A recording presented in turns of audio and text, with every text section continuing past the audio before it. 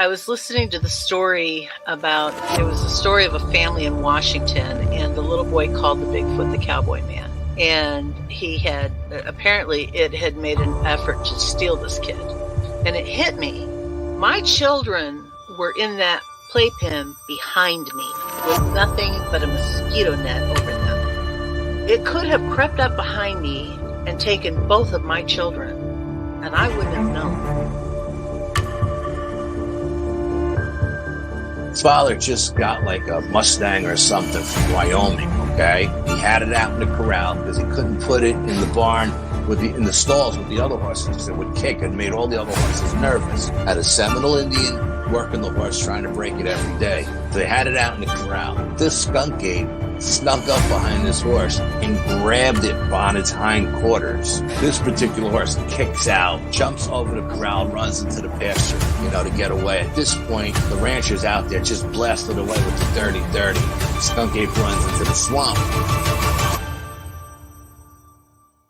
I went up there one day after that, or 2 days after that. I went up there and sat in the silence up there, and I'm telling you, man, it was free. It was crazy. There was a crazy vibe up there still. I did what I could to kind of get things under control, but I told her, I said, you need to get off this property. I feel like no matter how strong you are, it's almost like standing in the ocean. You can't stand still without moving your feet. You're going to get knocked over eventually, no matter how strong, whatever. You can't withstand a barrage of weird spiritual energy.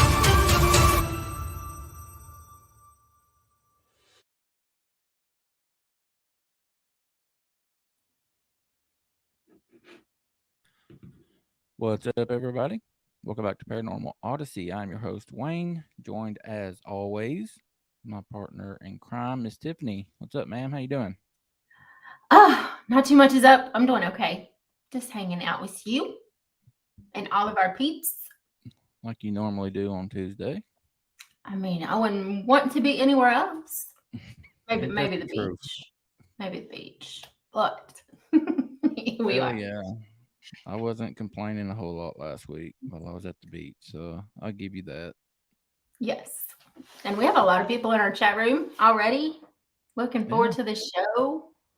We normally do. I did notice Mr. Mike Wolf in there. He wasn't able to be with us Saturday because he had to work.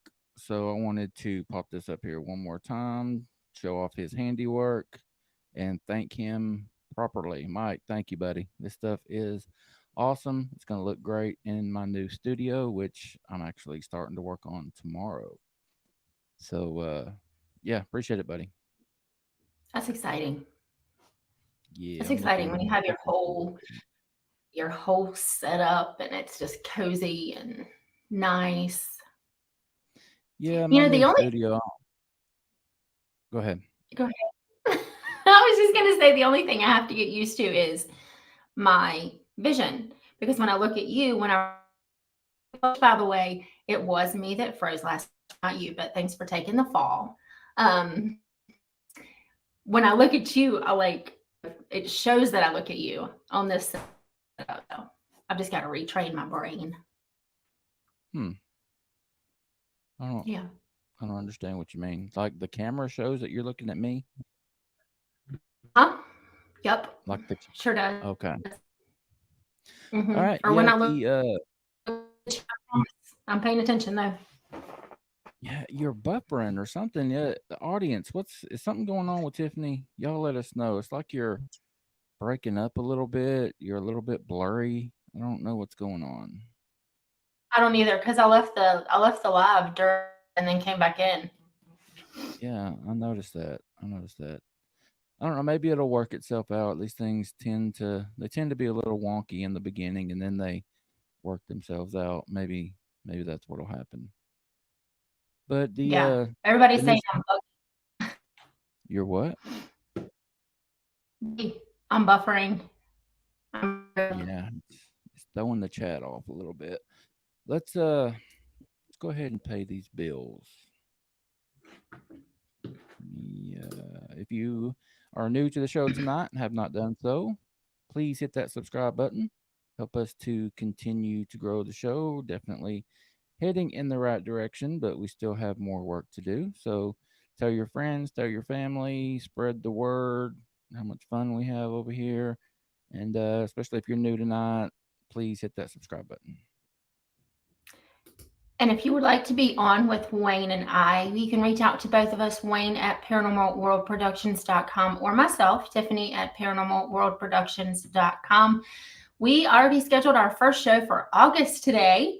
So if you are looking to get in with us, I would advise you to email us and we can work you in. Absolutely. Yes, ma'am. Paranormal World Productions is our website, paranormalworldproductions.com. Head over there, check out all the other shows under the studio's umbrella, pick you up some merch, join in on the blogs for the different shows. Sign up for the newsletter that Brian has been doing. It started off with a bang. He's got a little over 1,000 people.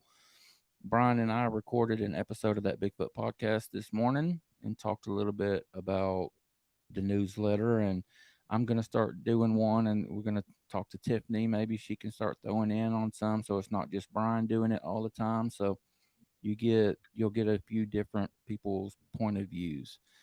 So look for that to come in the future. But you can find that over on paranormalworldproductions.com. And if you have any questions for tonight's guest, please put them in all capital letters and we snatch them up during the show. We save them for the end and then we do a rapid fire question and answer session. So if you want your questions asked, just put them in all capital letters so we are sure not to miss them. All right. And the last thing before we get to our guest, we have decided to just pull the plug because we are so close. We can smell it, taste it on the giveaway. So this Saturday, we will be doing a members only and doing a live drawing at the beginning of that episode. And the name that we draw will be the one that wins the prize. That person will get a Yeti lunchbox, an autographed copy of one of Naomi Finn's books, an autographed copy of The Unfamiliars by Miss Tiffany. Brian has included an autographed copy of his new book, and you will also get a Paranormal Odyssey t-shirt of your choosing. You need to choose the color. But yeah, if you guys want to get in on that, we're doing the drawing Saturday. There's a couple of spots left, literally like 2 spots left. So we're doing it a little bit early. But if you want to get in on it, you have until Saturday when we do that drawing. So I'm excited about that. I'm really happy to be bringing that to an end.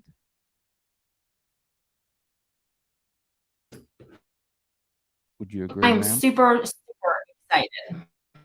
Am I okay now? Bristol says I'm okay now. Well, you hadn't been talking, so we don't know. Yeah. Well, I guess I will. I don't know. It's kind of like we keep talking over each other. That normally doesn't happen. It doesn't. So let me leave and then come back because it's obviously a delay.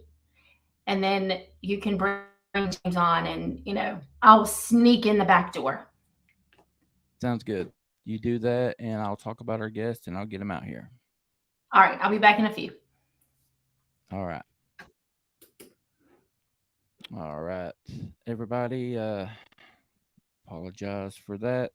Y'all know how it goes with live programs, which she's still here. There she goes. Y'all know how it goes with live programs. If it's a podcast, we can edit this stuff out. But when it's live shows, that's a little bit harder to do. So, yeah. Before I get to our guest, let's talk about tonight's poll question because it kind of ties in with the gentleman we have backstage as far as Bigfoot audio. Poll question tonight: are the Sierra sounds legitimate? And 100% of you say yes. I talked to the gentleman backstage and got his opinion, and he agrees with that as well. We'll let him talk about it if he wants to. But yeah, I agree with that. I have always felt that Sierra sounds were the gold standard as far as Sasquatch audio.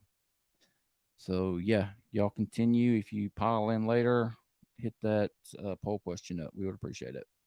Anyway, tonight is we have Mr. James Laddie on. He is the founder or the creator of the Michigan Aboriginal Project. He has collected several very interesting recordings that we're going to be sharing with you tonight. What we're going to do is we'll play them, and then we'll let James talk about what exactly we heard and how it was that he come about recording those. But he's been looking into this stuff for a little while. A very interesting guy, an artist as well. Yeah, interesting dude. So I'm just going to go ahead and bring him out. James, how's it going, buddy? Hey, Wayne, thank you. Thank you for that introduction. It's going great, except we lost our softball game tonight, unfortunately, just by 2 points. Oh, yeah. Yeah. Yeah. How you doing tonight, buddy? So I'm doing great, and thank you for this opportunity. Like I said, you got a huge audience, and it's my honor to be a guest here and to reach that audience and to talk about the audio that I've collected over the past 5+ years.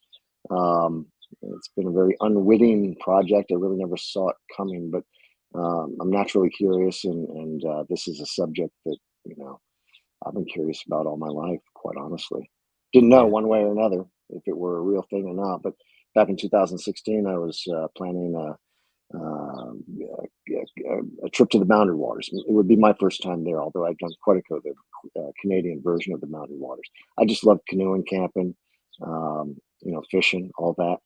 And back in 2016, I was planning that trip in March, and I found myself on YouTube for the first time to use it as an actual research utility. I was amazed. I found everything, all my portages and the lakes, the campsite, everything that I was looking for was there on YouTube, and thought it was pretty impressive. So after about 2.5, 3 days of researching that trip, I caved and I gave in, and I clicked on a little Bigfoot video, since it had been a curiosity of mine since I was a boy, so as long as I can remember, quite honestly. I'm 58 now, going on 59 this summer. So I grew up with Leonard Nimoy and all the Monster Quest shows, and it's amazing I've grown up to find that community is actually very small, and now I'm a part of it, which is something I really never ever saw coming. It's been a very organic journey, and it's really satisfied a lifelong itch I've had into this mystery about Bigfoot, Sasquatch, Sabe, whichever you want to call him. So here I am now on your show, man. It's pretty cool, and I can talk about my journey. I've for the past 5, I've been doing this for 8 years. I've been studying the subject for 8 years. For the past 5+ years, I've been recording and working off working off the idea that they build structures in the woods, and when I find these structures, and we're talking literal, not esoteric, questionable, manifestations of wind and potential natural insults to the woods. I look for these actual teepees, wigwams, and lean-tos, and believe it or not, you can find these anywhere within a 20-minute drive of any central business district in any town. That's my current belief, and I've explored this, tested it time and again, and following the somewhat loosely following the scientific method for the past 5.5 years. The theory is that, I suspect that we have hairy cousins in the woods. I suspect that they build these structures. When I find them, I record them to test, because, kids build these structures as well, but really not anymore, unfortunately, in my opinion. I think a lot of kids are lost in their electronics these days, but I was a free range kid. This subject, I think, was made to order for my natural curiosities. Every chance I got as a boy, I'd run down to the creek and just, turn over rocks. That was the beginning of my exploration and adventure as a boy. And I'm glad that this subject has actually set the tone for continued adventure in my adult years. And I'm going to do it as long as I can get out in the woods and can set up my own tent and keep testing this theory that we have hairy cousins in the woods and they build these things. And when I leave recorders in these spots, I pretty routinely get some amazing audio. some of which we'll share with the audience tonight. So here I am, totally organic journey. It comes with a price, not just financial, but in time and relationships, quite honestly. It's an unfortunate side effect of a passionate pursuit. Oh, you're absolutely right. That has been the talk of a little bit in the community lately. I've heard a couple people talking about the toll that this being passionate about this subject can take on relationships and families and everything. You have to learn to draw that line, and Mm-hmm. sometimes that can be a little bit hard to do. But one of the other things that you talked about that kind of resonated with me, you grew up watching, Leonard Nimoy and all these different people in the community, and now you're a part of that community. I've said it so many times, I feel the same way. It's shocking that I'm a part of the community too, because I believe I've quoted this so many times. I believe it was Cliff Brightman that said that Bigfoot is pretty much the only topic where your idols can become your friends. And I found that to be true. You know, just it's really awesome. Everyone seems to be very engaging and opening and Mm-hmm. welcoming, and there's not a lot of topics out there. The subjects, especially celebrities out there that are reachable, like the ones in this subject. So I think that's very cool. Yeah, truly. And I've met Cliff. He was here a few years ago. I think it was 2019. I'm certain it was. And that was the first year I started actively recording. There's a little bit in December of 2018. That's the actual start date of these recordings. But it wasn't until the recordings I got in early January along the Huron River, not far from Ann Arbor, Michigan. And working on that theory, I was actually somewhat cajoled into getting into the recording project by Christopher Noel in the East Coast. So credit to him. He actually urged me to do it, and I resisted. I went kicking and screaming. He sent me his own recorder, which is a very nice offer and nice gesture. I used it with some success. Eventually, ended up buying a couple of my own, sending his back, and anyway, so that happened in late 2018, early 2019. And I found that you can get some incredible vocalizations within a city like Ann Arbor, so long as it's, in one of these likely areas that I've discovered these physical artifacts, the manipulations now of sticks and such. I heard you say something about pitching. You were going to do it as long as you could continue to pitch your tent. So I'm Oh, assuming yeah. you do quite a bit of camping. I do, and I've done that all my life. Thanks for bringing that up, because I've loved the outdoors all my life. I've loved, I grew up with the television, the westerns and Tarzan and all that kind of jazz, and I really loved the outdoors. It was, to me, those old celluloid, shows. To me, that was sort of an idea of what a man should be like. Adventure, fearless. I loved the cowboy and Indian stories. Daniel Boone, Davy Crockett, and the good guys always won, whether or not they were Indians or the cowboys. The good guys always won. I loved that. I love that. So that's kind of fueled my passion. I've always loved to camp and fish and run with the woods. I have 3 sisters, right? My last name is Lady. My mother's first name is Gay. So you can imagine my childhood. I grew up the only son of Gay Lady. Yeah, true story. And she's wonderful. We all have a sense of humor. Yeah, Gay Lady. She's Gay Spiegel now. She did remarry to a wonderful man who has since ascended. And so anyway, that was my youth in Southern Ohio. My parents broke up early, so it's kind of like the making of a loner. I spent a lot of time alone as a boy, and a lot of that time was spent in the creek. So, are you going out solo camping? Yeah, I've always done that. And whether it be fishing or camping just for the love of it, or I'm an artistic photographer. There were some years, and I'm also formerly atheist. So there were some years where I walked that dark valley, and I was morbidly depressed for some years. It was suboptimal marriage. I know I'm not the first one to have gone through all that madness, but I was kind of burnt out on life after a while, and I found out this phenomenon was real. And I'm thinking, well, I think the world's gone mad. This is back in 2016.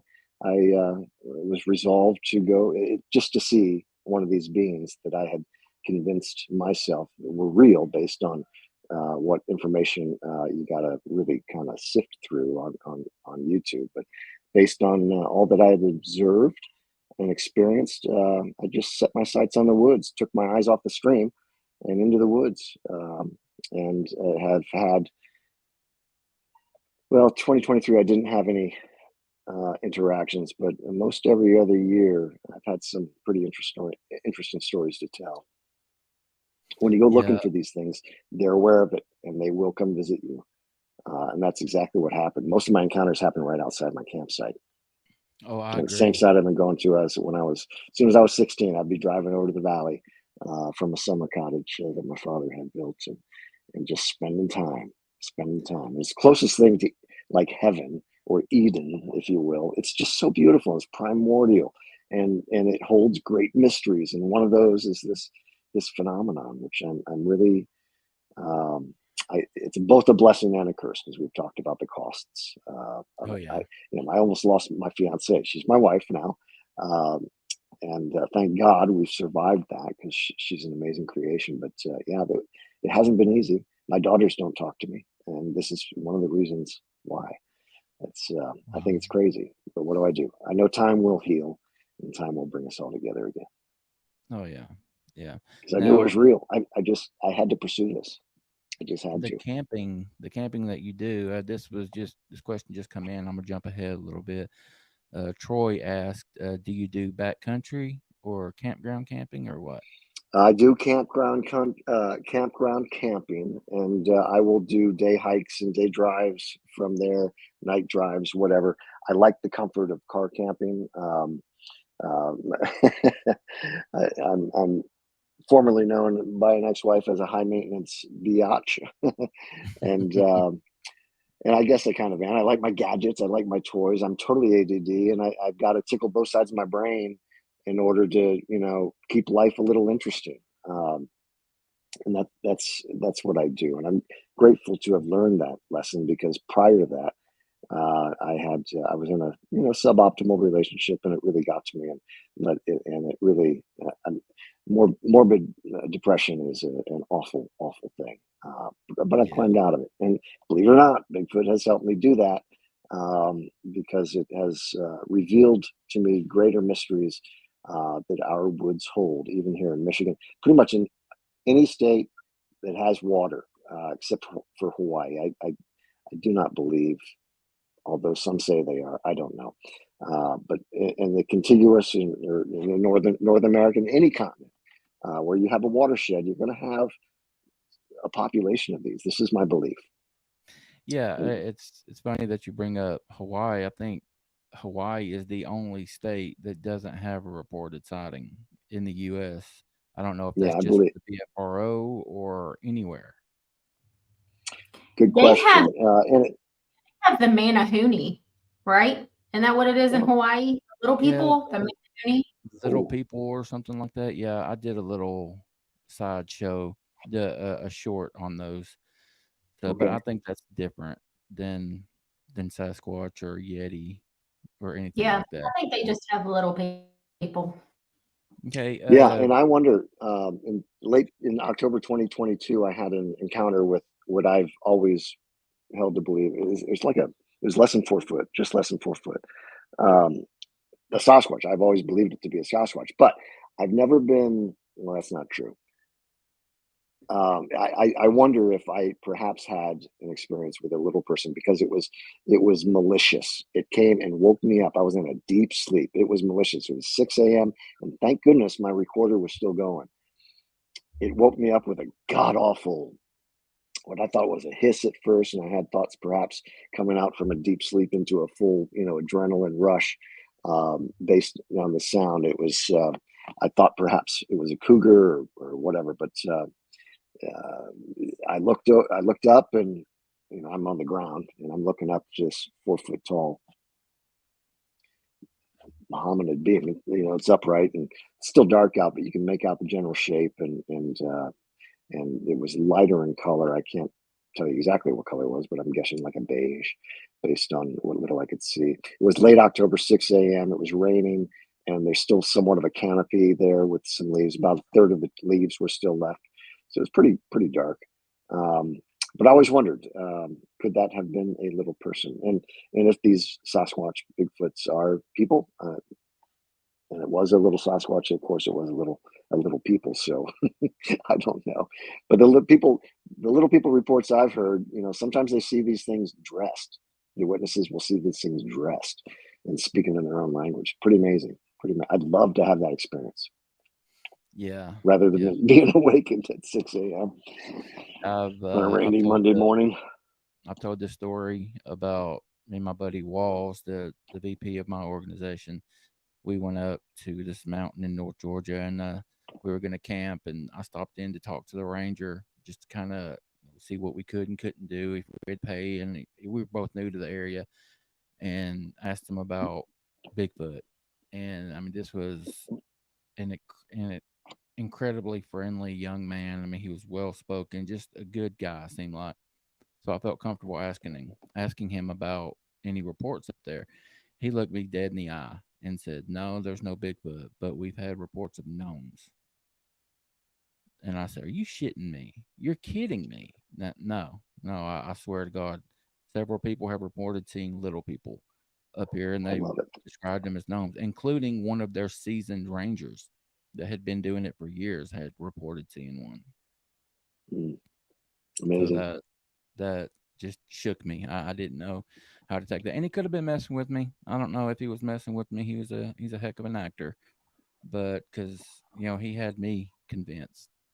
But you talked about the sighting of this little 4-foot thing, possibly a Sasquatch. I was gonna ask before we get to some of your audio if you had any sightings.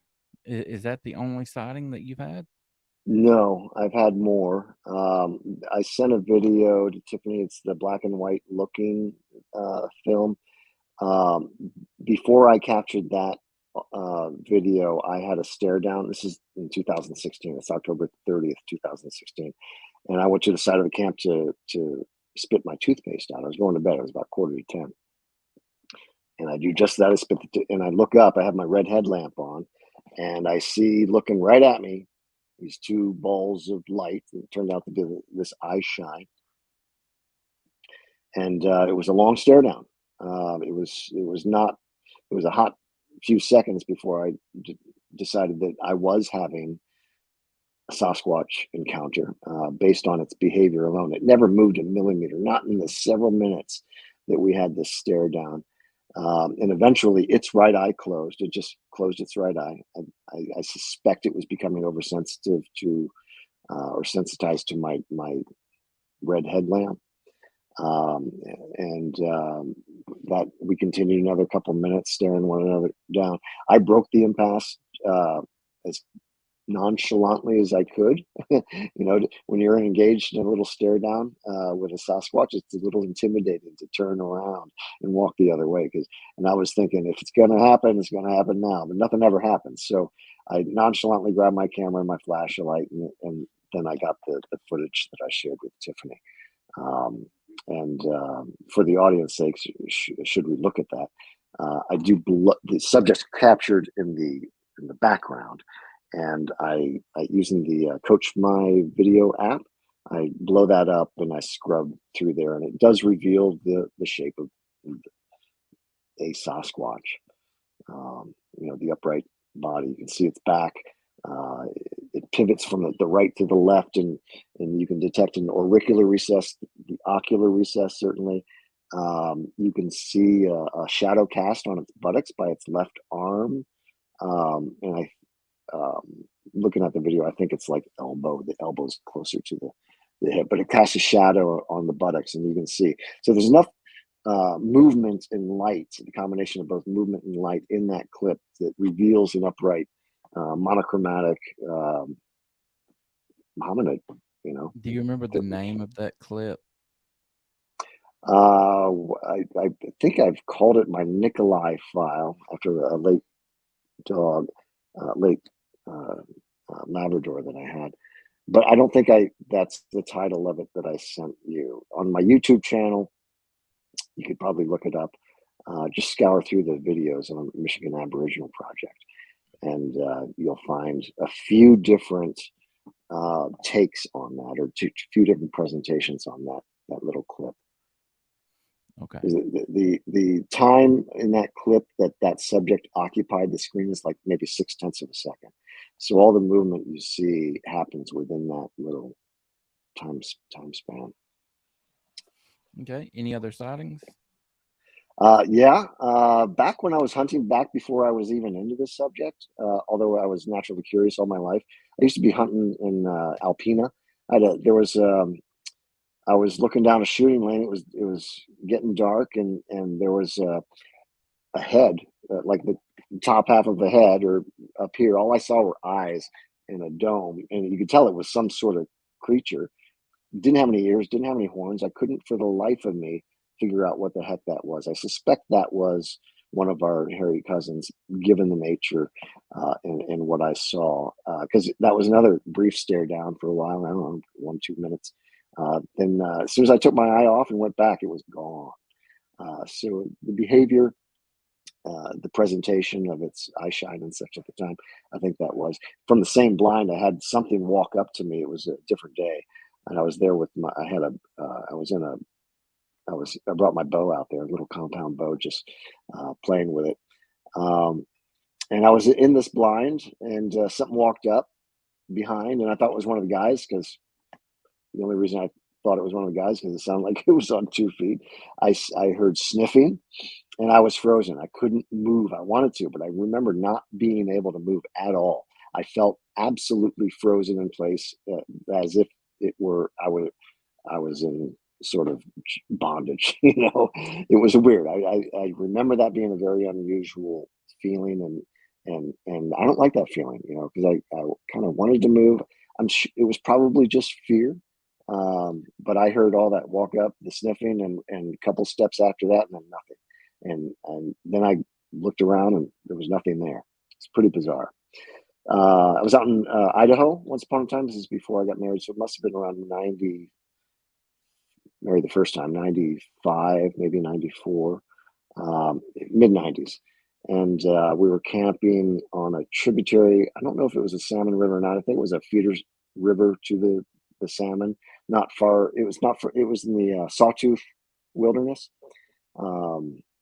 near Stanley, Idaho. So it was dark out. I remember something woke me up. It ran through the camp, and I thought, because the other couple we were with, he's a runner, and I thought he had just gotten up and for a run. I asked him, because I had gotten up after that and before anybody else again.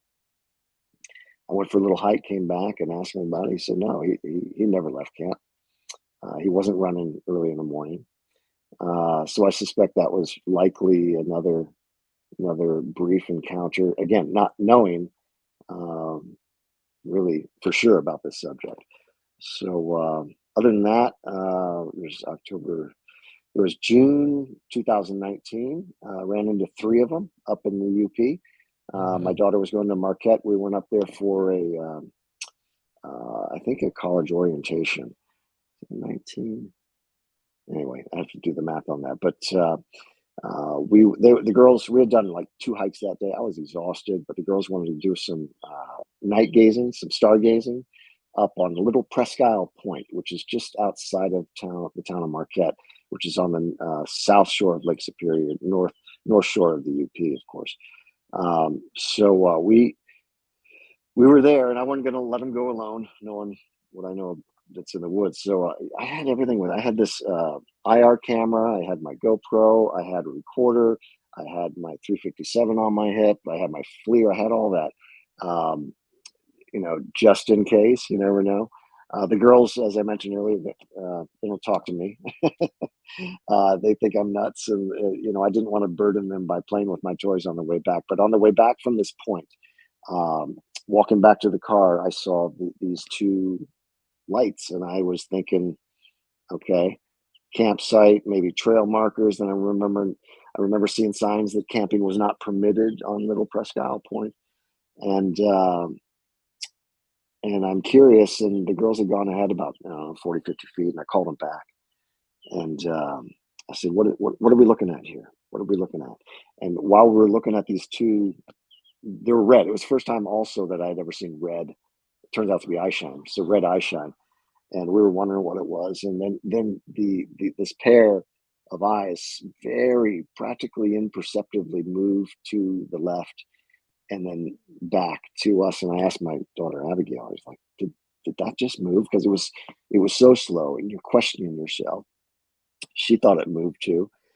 And later on, I actually think it was just telling us to go. And it was right after that.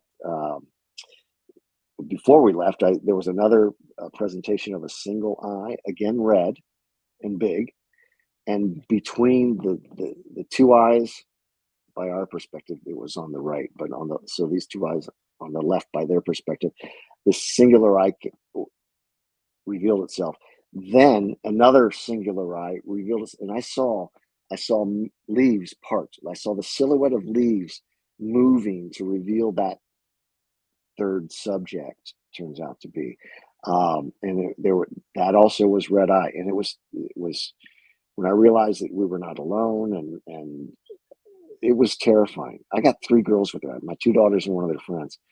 And that was the most we only had maybe, I don't know, 40 yards to go, 50 yards to go, maybe, to the car. So I told the girls, okay, we're going to go. Do not run. We're sticking together. We're walking to the car. And that was one of the scariest moments. And again, but they never harmed us at all. My next encounter was one where I didn't see a thing. I heard a lot, and a lot by my, that was only like 15, 20 seconds. And this is back in the campsite in northern Lower Michigan. I heard this, it was, what time was it? About 8 o'clock. And I hear a chi-chi-chu-ha coming from the river. And who the heck is out here besides me? This is a Monday night, and 2019. It's October 21st, and around 8 o'clock. And I'd moved up my camping trip. I usually go Wednesday through Saturday night and come home Sunday.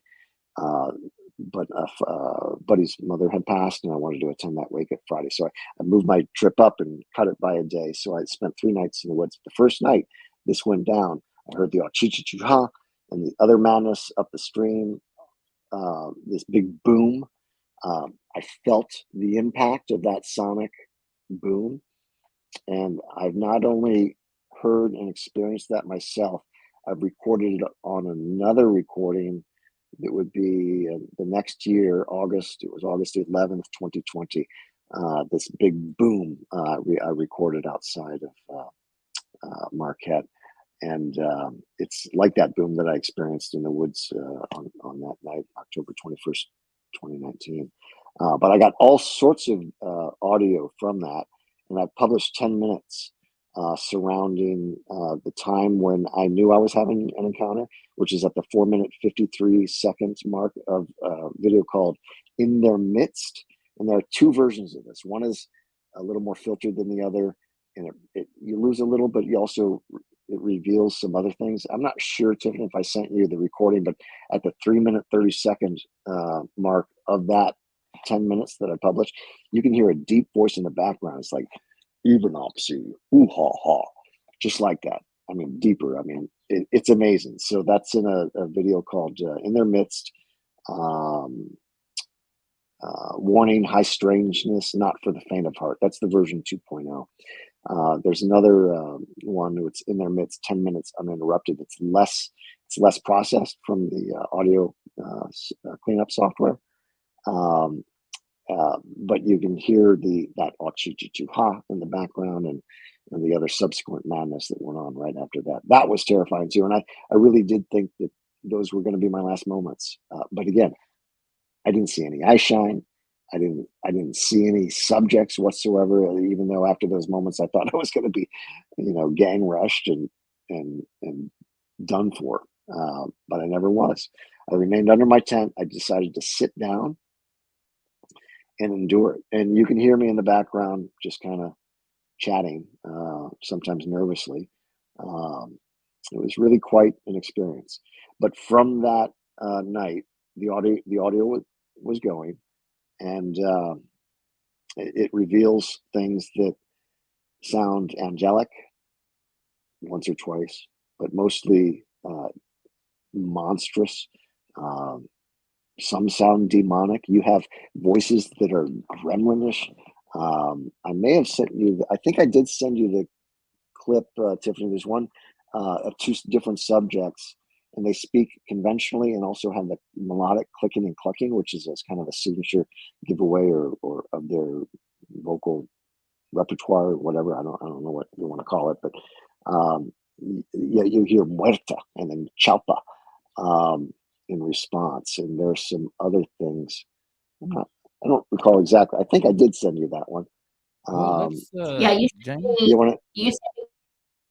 You sent me 7 clips. The 7th clip was the female with the melodic, and the 6th clip. Yeah, the 6th clip you sent me was absolutely. It scared me because it sounded very, very evil. I was like, well, yeah, it was very. We're gonna jump in and start playing these. Yeah, let's listen to some stuff, and I'll give you the scenario, the background. Since that one has affected Tiffany, I'm going to play that one first, but it's going to take me just a second to pull it up. But yeah, I'll play it and let everyone hear it. And then James, tell us what exactly you believe we're hearing. You got it.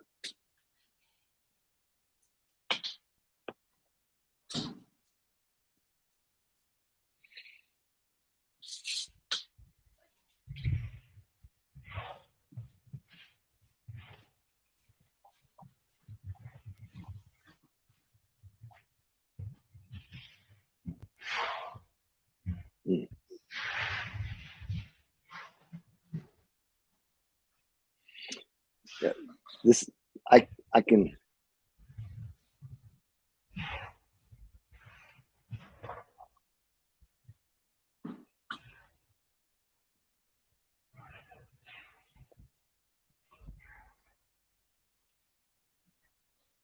That one gets weird, doesn't it?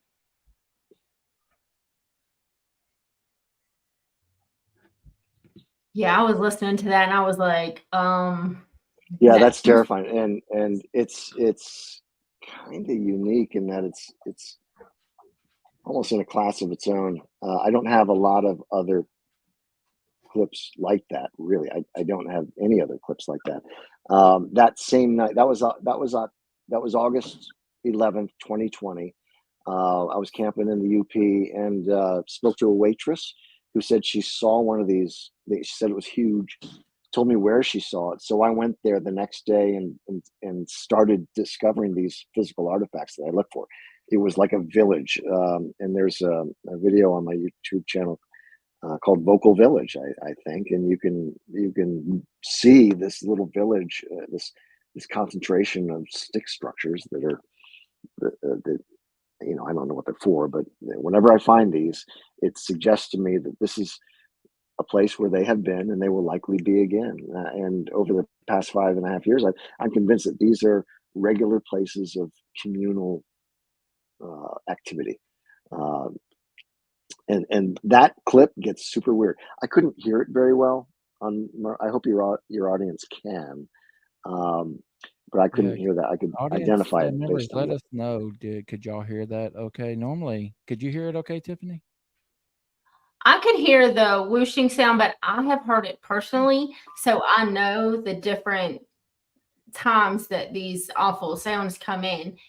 If you grant me your permission, I can share these clips on our Bigfoot page. Oh, please do. Yeah. Okay. Yeah, I don't like to share things without the guest permission. No, so I can ask you. That. Thank you. Yes, of course. So I encourage sharing, because the mystery is still so great that we're all trying to figure out this greater puzzle, right? So yeah, please share. Well, a couple of people are saying they couldn't hear it very well, so I cut the volume up, and let me just play another one real quick. This is a shorter one, so we'll get through it real quick. And audience members, let us know if you can hear it any better, and also James, let me know if you can hear it.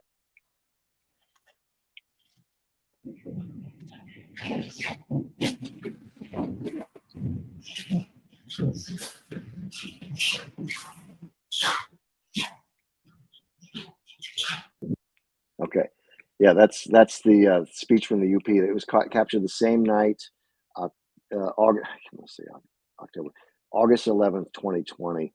That happened actually right after I left. It was the second TP that I bugged. I threw down a $30 recorder. It has no PC interface, which is a problem sometimes. And that happened the same night. That happened right after I left. I left the area around 7:20. The other recorder that picked up the prior recording that you played, Tiffany, the scary one, it is super scary. That was captured like between 7:20 and 8 o'clock. The other recorder was set to go off at 8 o'clock, and that captured sometime during the night. And there are other weird stuff. Well, since many didn't hear that one, maybe we should play that one again. Okay. Again, it seemed to help with the volume up. Yeah, it's about a minute long, so it's a little bit longer. It's 57 seconds. So we'll play it again, and guys, let us know in the chat if you're hearing it better. And I'll just and the boom that I experienced on the October 21st, 2019 encounter that I felt, it's the same boom that's recorded at the very beginning of that clip. Okay, so let's get going.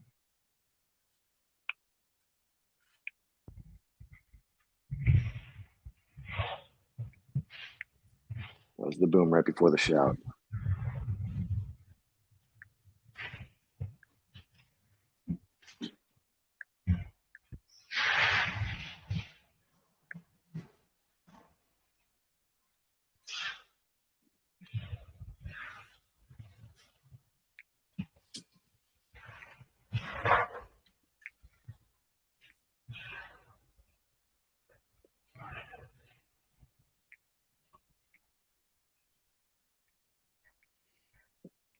You hear the humming, the buzz in the background. I can't right now, but I know that it's there. It's probably playing now. What is that? You know, Creepy as hell. Yeah, it's weird, and it makes you wonder about spaceships. And some people talk about the connection with the star people and such. It's like, what's going on here? I have no idea. That clip befuddles me to no end because it is pretty unique and the other one as well. And the other one is the closest thing I have to Ron Moorhead's Sierra sound, based on the tonality of it. Yeah, your guess is as good as mine. I think there are different kinds of these things around the world. Those in Michigan are rather unique. Jim Sherman also has some wonderful recordings. But I found that, they speak and they speak a lot, but when you're reviewing audio, it's not always obvious because you're not always getting the loud stuff. They speak in a very furtive way. I think they have multiple vocal modalities in which they employ. Like the night of October 21st, 2019, I didn't hear most of what the recorder picked up. Now I've amplified and filtered that audio, but I only heard like 20, maybe 30 seconds that night. I heard the chi-chi-chu-ha, the big boom, all that madness going on, and some expressions that, I got zapped. I felt a really raspy electronic sort of sensation on my eardrums. It was really unpleasant. I can't say it really hurt, but I was thinking, if this doesn't stop, I'm dying. And I'm pretty convinced that's what people mean when they say they got zapped, because it really felt like I was zapped. So those two clips, nice ones to start out with, because they were captured same night up in the UP. Okay, this next one is 28 seconds. Okay, this is the Kapikaswa.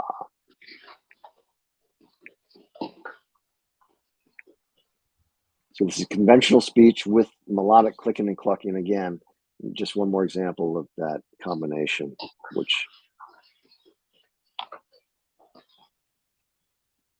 So this clip can be heard in a clip I got two nights after that encounter of October 21st, 2019. I found a new teepee. Were you near water, James? Yes, I was near a river. Okay. But you can't hear the river where I was recording. Same thing regarding the Voices from the Depths of the Woods. That's the title of the clip I captured 2 nights later at a brand new teepee. The vocals there are difficult to detect when you hear it. Right? I wonder if I have that. Oh, I don't have it recorded a little bit. Yes. James, keep talking. I'm going to play it while you're talking, okay? Okay.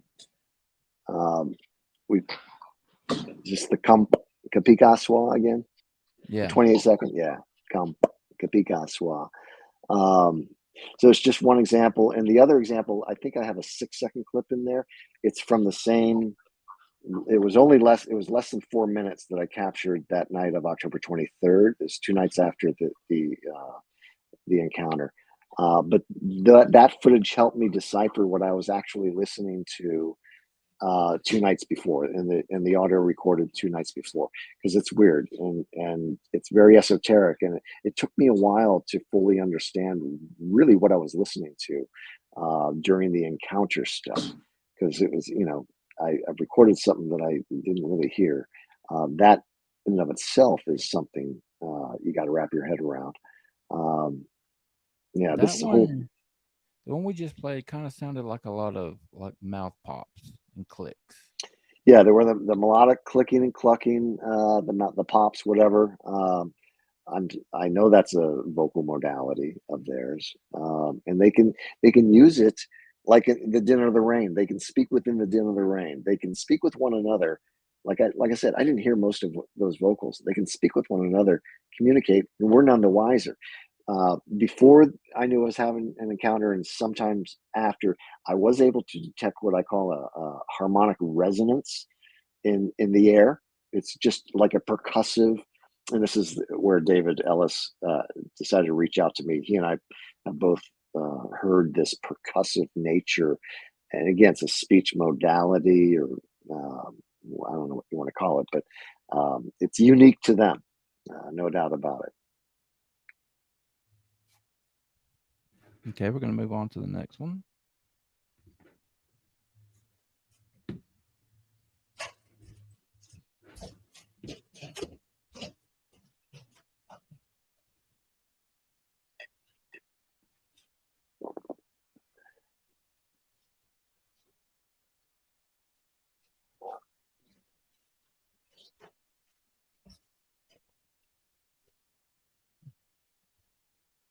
Ooh, I heard the Who. I'm having trouble hearing it, but that's a clip I got.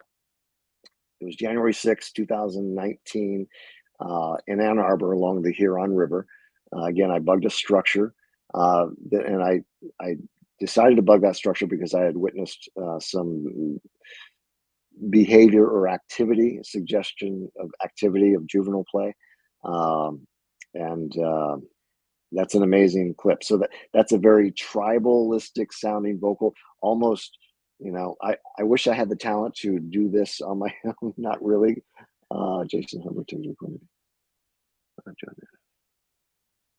Oh, that's interesting. Maybe I should reach out to Jason.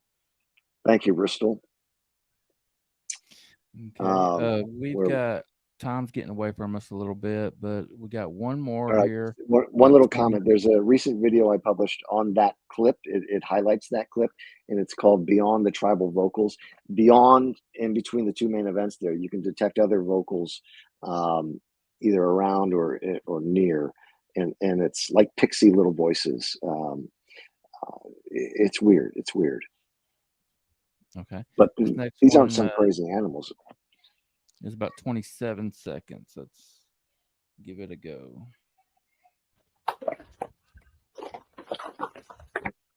This is the Muerta Chalpa.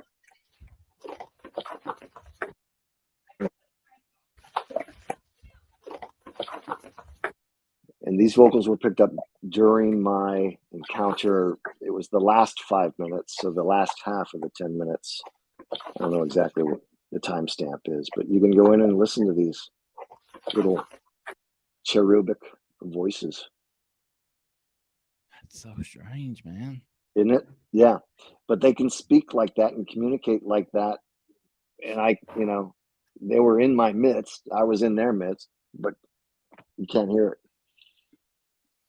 I just don't know what to make out. what to make Yeah, out it's of crazy, them. isn't it? I know. I just, I would crap myself if I was camping alone in the woods and I heard something like that outside of my tent. I don't camp. I've camped by myself one time, and it was in a campsite. I've never backcountry camped by myself. I would love to have the set one day to be able to do that. I just don't possess that set right now. Yeah, Uh, and I'm not I going would, to encourage you to actually do that. Yeah, it's something you kind of get used to after a while. And I hate to say that, and I still go back. Whenever I go back, I have some trepidation because the last experience I had was with that little juvenile, and it terrified me. I was so unnerved, and I was starting a new job in a week from that day, just exactly a week from that day, and I was still a bundle of nerves when I started that job. yeah. This All whole right. subject is not one for the faint of heart. No, James, if it's okay, we're going to jump Yes, into please. the questions and answer portion of the show. Right on. All right. First one comes from my good buddy Mike Wolf. Mike asks, "What areas of Michigan have you investigated?" Mike's in Michigan, I believe. Right on. Well, I've looked around the Clinton watershed, the Rouge watershed, and the Huron. And I've been up north as well, but initially when I started this, I stuck to the Huron River, making trips over to Ann Arbor. Then I started looking at Mayberry State Park. There's a lot of structures in Mayberry State Park. Um, and I believe that's part of the Huron River system. The Rouge, I've investigated Southfield. Believe it or not, Southfield is one of the first suburbs outside of Detroit, out the lodge. And you go to Bowervick Woods Park. It's a freestanding deciduous forest that has a number of structures. I've picked up vocals there as well. I've also picked up what appear to be inline juvenile tracks in the snow that make a path through the wall of one of the teepees there at Bowervick Woods Park. It's pretty neat. Wow. But they're in there, and that there's an inroad, there's a greenway to the Rouge River into that park, and in Southfield. Believe it or not, you mentioned Cliff Barrickman earlier. I hired him after he was here for Bigfoot Days up in West Branch. I grabbed him on Sunday and took him to the airport afterwards. It was the first time I actually aired my stuff. And he said that if that series had gone on one more season, they were going to do an urban Sasquatch episode. Detroit was their number one pick. And I can see why, based on all that I've observed, because we have 3 watersheds around here. And, and there are ample opportunities, even in our suburbs, Southfield, Beverly Hills, Farmington Hills, all the surrounding areas. You can find evidence of these beings if you know what to look for, and are open-minded enough to consider the possibilities that they do, in fact, make these structural artifacts, and they commune there somewhat regularly. Okay, we got our next question comes from Robin Persed. I hope I'm pronouncing your name right, buddy. What's your camping equipment like? What do you go out with? Well, I go out with a 3-man tent, which I no longer use the rainfly for because I do get visitations. I put a big tarp up. I have a brilliant new 12 by 25 foot tarp. Gives you ample space to walk around, and when it's raining, you really need to keep moving. You don't want to be stuck in really one place. So if you want to stay dry, I'd rather have some walkabout room. So I have the tarp over my tent, and I do not use the rainfly. It's pretty minimalist, but I'm very comfortable as well. Yeah, I've got nice sturdy tarp poles, and I bought some nice sturdy corkscrew type metal stakes, if you will, that screw in. Actually, the night before that juvenile woke me up, I came back to my tent, and one of those stakes had been pulled out, and there was no real insult to have, natural insult that would suggest to me that happened naturally. So I suspected I was being messed with. These beings will mess with you. This little one decided that I was going to be the subject his torment and such. And he really let me have it at 6 a.m. the next morning. I'm guessing it was the same one. I don't know, Okay. but they'll mess with you. You know, my travels and interactions with Igor Burtsev, he'll say time and again, they're pranksters, and they will mess with you. And I've been going to that valley forever. I don't think they see me as a threat, even though I've got a 357 on my hip pretty much all the time. I just Okay. don't think. Yeah, Troy is asking, have you been to LBL? I never have, and I'm tempted. I'm not sure I'd want to go camping there alone in the LBL, based on based on the Dogman lore there, and that camper family that Yeah. met their end. That's just awful, just awful. Yeah, Troy and I So, camped at the LBL earlier in the year.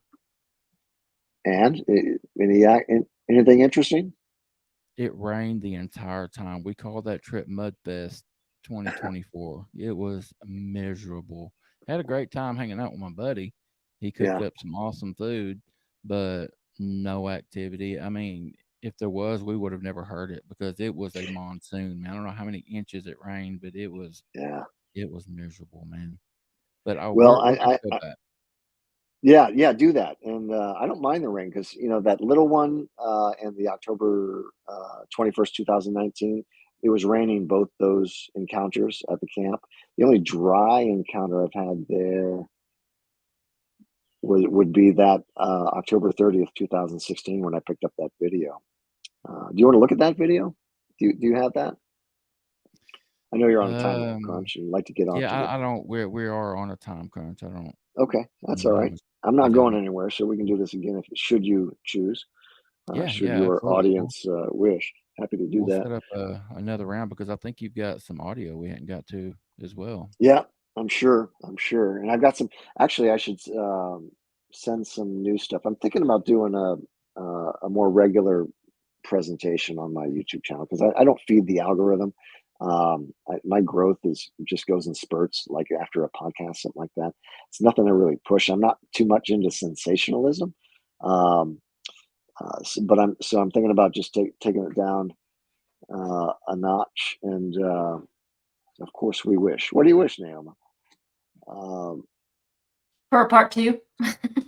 Okay, yeah, I'm game. Sorry, this is my ADD. And I told you, Yeah. feel free to bring me back as I go off my tangents. Okay, yeah, we'll definitely set that up. But Michael has another question. I think it's a very, very good one. Mike asks, just scanned your site and it appears you're a man of faith. How has that affected your search for Bigfoot? It has only made it more exciting, quite honestly. I'm formerly atheist, and we joined a new church a few years ago, and their Bible studies looks into the Old Testament. I'm thinking, I'm starting to connect some dots. I'm reading about giants and these people of great stature, like the Zamzummim of Deuteronomy 2nd chapter, verse 20. I think they only get one mention. And it's interesting that the origins of the Zamzummim, or the Zumim people, their origins of their name, I've heard this discussed. It's like there's an onomatopoeia called onomatopoeia. What am I trying to say here?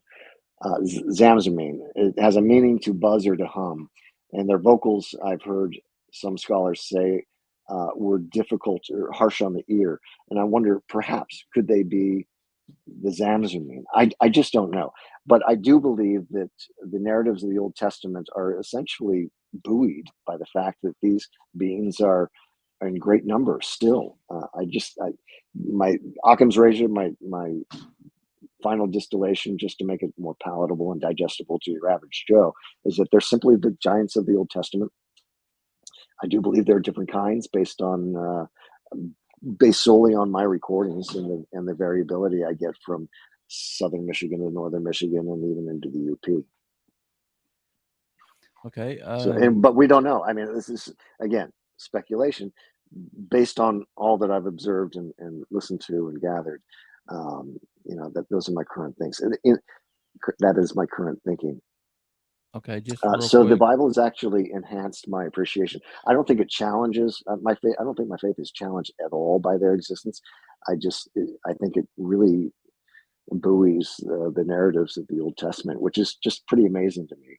Being a former atheist and thinking, wow, okay, so these stories of the Old Testament are true. Maybe we as a society should, wake up, acknowledge Bigfoot, their existence, be aware of their presence, and keep in mind that they've been written about 6,000 years ago. Yeah, just real quick, I want to take a second. Mike Wolf is obviously a Christian man, the one that asked this question. He emailed me earlier and wants to share his book that he written. He has made it free this weekend, and it's called A Christian Man's Search for Bigfoot, A Journey Through Science and Pseudoscience. I love it. So he asked us to help him promote that. So if you were interested Thank in you, it, Mike. contact me and I will get you the link to that. But I wanted to help him out with that real quick. Oh, that's wonderful. And I tell you, it takes courage to take such a stance. Very true.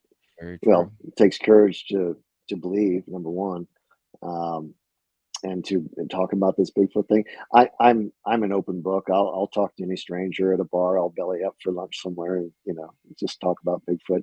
I did it tonight for someone on the softball team, a physician.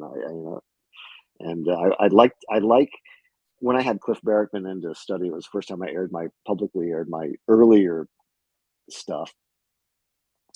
There were a good show of physicians in that crowd, so very intellectual. And Cliff, he's a masterful presenter. He really is. He and I disagree on some issues, and we don't have to get into that. But good man, good hugger. He got a good bear hug, and just an all around good guy. It was a pleasure. So, okay, we're gonna get you one more question before we get out of here. It comes to Bristol. James, do you hide your drop recorders? And if so, have there ever been any signs any have been discovered? Yes, I do. I attempt to hide them. With the mindset that they'll usually find them. My experience is that it is rare when they don't find them, and you can hear on some of my recordings. I ought to probably do a little episode on that, but they will find them. They seek them out. I actually have. One night it was 2020 and the campground was closed, and I have what a lot of juvenile vocals, what I believe to be juvenile vocals, and it seems that they're holding this, and you hear a deeper, more gravelly voice, and I swear that voice, it says, "What is it? What is it?" So the scene I'm painting, the picture in my mind, these are juveniles that discover it, and I believe these communal spaces are for the youth and for the elderly, and the moms of birthing age. That's my theory. Could be wrong, but based on all that I've observed, I think that's the case. So I think that once upon a time I had some juveniles handling the recorder, and it's interesting. After I picked it up, there was a stench in my car. I could not identify the stench for the longest time, and it was the neoprene cover of this recorder.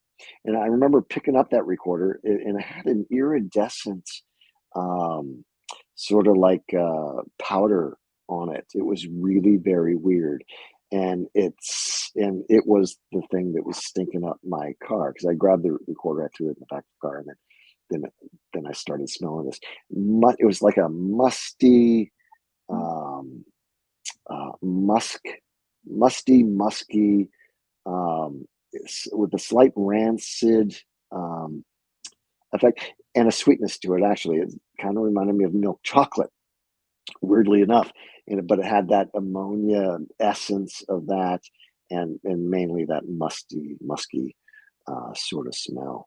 So I suspect they found that one, and I remember picking it up and like, yeah, how did all this stuff get on here? But again, that's speculation. Most of the recordings I get, I'm not present for. James, tell everybody where they can find your stuff, buddy. My main hub is MichiganAboriginal.com. There's an about page, and you can I have a sort of a distillation of my current thinking on this subject.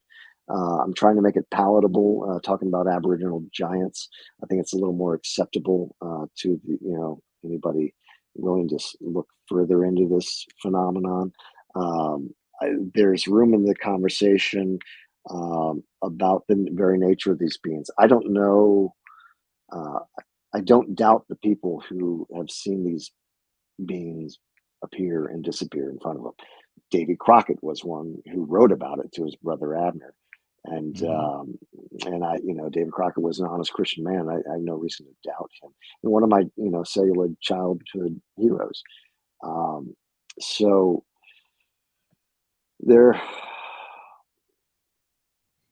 it's out there. There's big truth that is out there. So back to where you can find it, MichiganAboriginal.com. Please, if anybody has the means, please buy a T-shirt. It would help out a lot. I've had my T-shirt in my shop up for about 3 years, and I don't push it as I probably should. I'm not that much into sensationalism, but I've made about $214 in the past 3 years on T-shirt sales. So if anybody's out there and wants to help boost those sales, I'd be grateful. Because clearly the numbers I have on YouTube, they're not sufficient for revenue, and I don't know how else to support my wanderlust and in the woods. I just love it. Heart, takes me back to the time as a kid alone in the woods. It's nostalgic. It's addictive. Thank you, Bristol. It's amazing. And just like this time with you, James, it was amazing. Very cool. I look forward to getting you back. Thank you, Wayne. So we will be in touch after the show in a day or so to set up a round 2. I hope you enjoy the rest of your evening, buddy. And again, thank you. Thank you, brother. Thank you. Yes, thank you, Tiffany. Thank you for all your work. My audio is screwed up, and I'm stepping on everybody. Okay. So we'll figure it out. Maybe I'll play some of those clips. And I do need to be more regular, and I think the audience expects that and deserves that, because I don't know. I got a lot of stuff going on in my life right now. Next time isn't my priority, so I beg folks' patience and tolerance with my quirkiness and my strangely unpredictable artistic mindset. Well, next time we will share your YouTube channel and show some of the videos and stuff. Well, but wonderful. Okay, we'll set that up. You enjoy the rest of your evening, buddy. Thank you, brother. Peace be with you and your audience. And thank you All again for this opportunity. I'm grateful. All right. Bye-bye. All right. I'll take a peek at y'all. All right. All right. Yeah, there was just way too much stuff that he has to fit into 1 hour episode. We should have just looked at it as a 2-part anyway, instead of trying to squeeze everything in. So we'll definitely get James back for sure. All right. A couple of things. Robin, I've noticed you in the chat, buddy. You are a member. Are you a part of the Discord? I don't know if I've sent you the Discord link. If not, please contact me either on Messenger, email, or whatever, and I will get you that link for you to join in on the conversation, as well as any of our other members that are out there that aren't on Discord. Contact me or Tiffany, and we can get you the link to join up over there. Again, Saturday, members only, we are doing our giveaway. The only people that aren't included in that giveaway are the people that would present a conflict of interest. So myself, Tiffany, Mr. Tiffany, and Naoma. Everyone else, I know there's been a few people that have said, take my name out. We're not going to do it. You guys have been there from the beginning. We want you to be a part of it. We want you to have the chance to win the stuff. So everyone is included in the drawing, and we're going to do that live this Saturday, and I'm excited about it. Me too. Yeah, my book is just waiting to be signed to somebody. Your computer is working great now. Why is that happen? I have no clue. No clue. I've honestly gotten to where I sign on about an hour before.